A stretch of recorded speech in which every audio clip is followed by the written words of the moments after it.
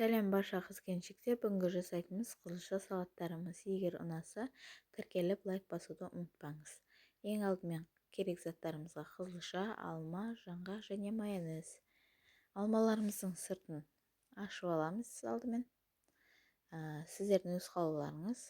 Сыртын ашып істесеңіздер де болады, ашпай істесеңіздер де болады.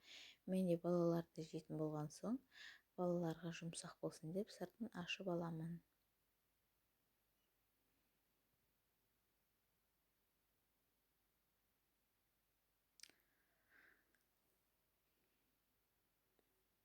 Алмаларымыздың сыртын ашып болған соң, қызылшаларымыздың да сыртын ашитын боламыз.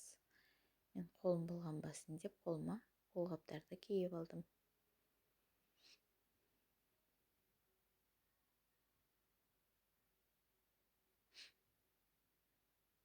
Екеуін де жақсылап тазалап болған соң, турайтын боламыз.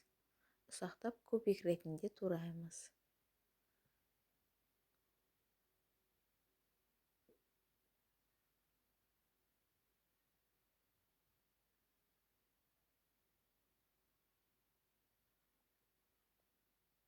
Алмамызды да дәл солай көбік қылып тураймыз.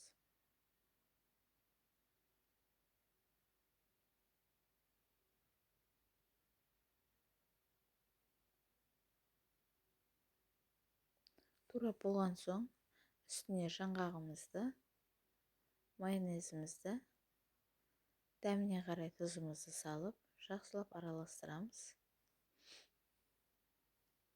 Араластырып болған соң, тарелкаларымызға салып, балаларға ұсынамыз. Ас болсын, егер ұнаса тіркеліп лайк басыңыз.